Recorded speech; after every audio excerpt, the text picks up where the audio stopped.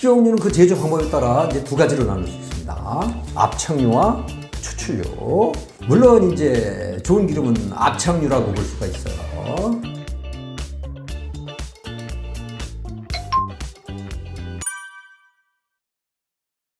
카놀라유는 대표적인 채종유죠. 그죠? 이 채종유라는 게 이제 식물 씨로 만든 기름이라는 거 아닙니까? 그게 이제 카놀라유가 이제 채종유고 주로 이제 유채씨유를 말하는데요. 우리나라에서는. 근데 이 유채씨유가 문제예요. 유채씨유가. 전문가들이 그 유채씨유가 예로부터 방충제로 사용되어 왔다는 점을 주목합니다. 방충제.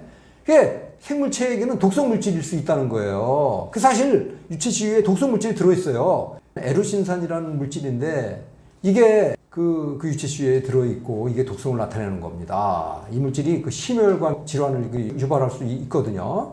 그런 점에서 이제 카놀라유가 식용으로 조금 문제가 있지 않냐라고들 주장하는 거죠, 전문가들이. 근데 이제 요즘에는 이 유채씨유에서 다 독성물질을 제거했어요. 네, 그래서 문제는 안 되는데 그렇다고 또 안심할 수 없는 이유가 있어요. 바로 그 독성물질 제거하는 방식이 문제가 되는 겁니다. 예전에는 그 품종 개량을 통해서 했어요. 그런데 요즘에는 유전자 조작 방식, 그 GMO 방식을 통해서 하거든요. 그래서 카놀라유에 GMO의 굴레가 씌워져 있는 겁니다. 그렇다 보니까 또 업체들이 요즘에는 또 다른 방법으로도 제거를 하는데 물리적인 방법인데 다른 게 아니에요. 열 처리를 하게 됩니다. 열 처리 방식이거든요.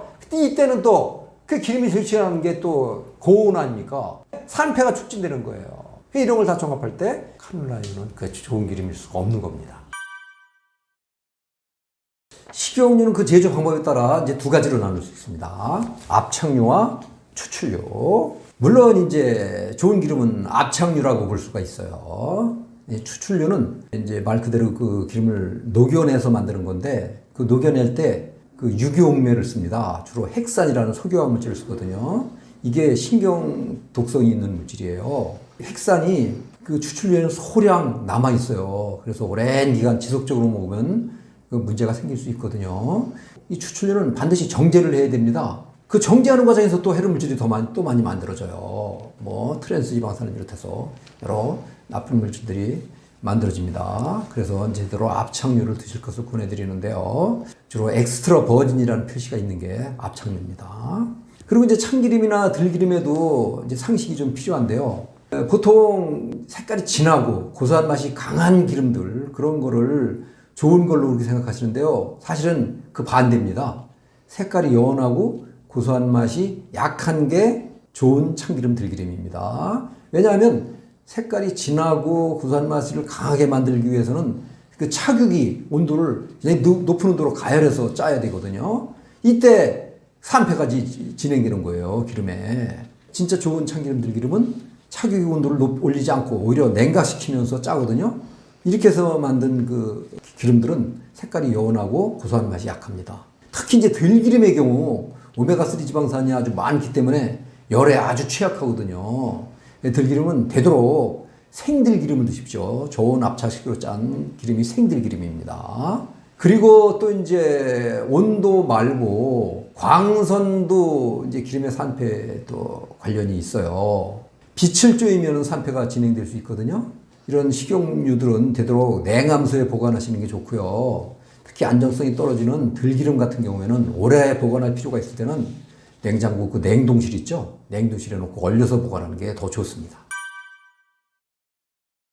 지금 식용유는 이제 가공식품에 사용하는 이제 유지인데 크게 이제 두 가지가 있습니다. 두 가지. 첫째로 추출 정제유, 두 번째로 인공 경화유입니다. 추출 정제유는 액상 유지예요. 이제 우리가 주로 이제 이용하는 식용유라고 보시면 되는데 유지를 추출해서 만들어요. 참기름 짜는 식으로 이렇게 압착해서 짜는 게 아닙니다. 유기용매를 이용해서 기름을 녹여냅니다. 그래서 나중에 용매하고 기름하고 분리시키는데 문제는 완전 분리가 안 된다는 사실이에요. 대개 유기용매로 헥산이라는 그 화학물질을 쓰거든요. 그 헥산이 신경독성이 있는 물질이에요. 지금 보면은 법적으로 5ppm까지 잔류를 허용해요. 그 많은 양은 아니기 때문에 당장 문제는 안 일으키는데 오랜 기간 지속적으로 먹으면은, 이게 추출유를 먹으면은 문제가 생길 수밖에 없다고 저는 보고요. 그 다음에 이제 추출류는 반드시 정제를 해야 돼요. 그래서 추출 정제유라고 그러는 건데, 정제하는 과정이 다른 게 아닙니다. 굉장히 높은 온도에서 강한 열풍을 불어넣어 주는 거거든요. 이 과정에서 또 이제 기름의 지방산이 또 변형이 일어나고 막 그래서 산패도 일어나고 그래서 트랜스 지방산도 만들어지고 뭐 과산화물 같은 것들, 알데히드 화합물 같은 것들, 뭐 헤로인, 벤조피렌 같은 거 이런 것들도 이렇게 만들어져요. 그래서 추출 정제유가 나쁜 거고요. 그리고 또 이제 인공 경화유가 있는데 이 추출 정제유를 화학 반응을 시킵니다. 화학 반응 시키면은 이게 액상유지가 고체유지로 변하거든요. 그 인공 경화유가 굿기름, 즉 경화유예요. 그 고체유지죠. 근데 그걸 인공적으로 화학 반응시켜서 만들었다고 해서 인공자를 붙인 거거든요. 그건 미생물 분자 구조가 미세하게 변형이 돼 있어요. 그게 이제 트랜스 지방산인데 트랜스 형태의 이외의 변형된 지방산들도 많이 있어요. 그래서 트랜스 지방산만 없다고 생각해도 안 돼요. 인공 경화유는 트랜스 지방산이 없다 해도 지방산이 변형된 거기 때문에 우리 몸에서 대사가 잘 안 됩니다. 그래서 여러 가지 만성 질환을 일으키는 거거든요. 대표적인 게 심혈관 건강을 해치는 겁니다. 그리고 경화시키는 과정에서 또 굉장히 열악한 조건을 거치기 때문에 뭐 트랜스 지방산이 훨씬 더 많아지고요. 그 다음에 뭐 벤조피렌을 비롯해가지고 활성산소 같은 거 이런 것들도 많이 만들어지죠. 그래서 이런 식용 유지는 되도록 압착유를 이용하실 것, 추출 정제유 대신 압착유를 이용하실 것이며, 그리고 인공 경화유 대신에는 자연의 굿기름이 있어요. 인위적으로 경화시킨 게 아닌 자연의 굿기름이 있는데 대표적인 게 천연버터예요. 천연버터고 그 다음에 천연야자유입니다. 이런 그 자연의 굿기름을 이용하시고 그게 사용된 가공식품을 선택하시는 게 좋다고 봅니다.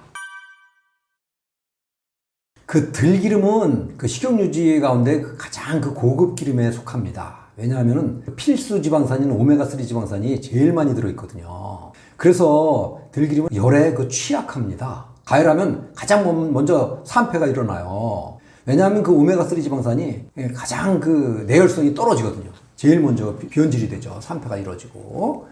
지방산이 산패가 이루어지면은 트랜스 지방산을 비롯해서 여러 해로운 물질들이 만들어진다는 뜻이에요. 오메가 지방산은 거의 대부분 파괴되는 거고요. 그래서 이런 들기름을 짤 때 조심해야 돼요. 보통 이제 기름 잘 짜지게 하기 위해서 그 착유기 온도를 확 올려서 뜨거운 상태에서 기름을 짜거든요. 이게 지금 문제예요. 이때 그 오메가3 지방산이 파괴될 수 있어요. 그래서 되도록 압착기 온도를 올리지 않고 될 수 있으면 차갑게 냉각시키면서 이게 이제 냉압착식으로 짜는 거거든요. 이렇게 짜는 게 좋아요. 이렇게 짠 들기름을 생들기름이라고 그럽니다. 근데 이 생들기름은 색깔이 연해요. 그리고 고소한 맛도 약해요. 그래서 대개 보면 이거는 뭐 좀 싸구려 들기름인가 하다 이렇게 생각하기 좋은데 그런 들기름이 사실 좋은 겁니다. 색깔이 진하고 고소한 맛이 강한 걸수록 나쁜 들기름이라고 보시면 됩니다.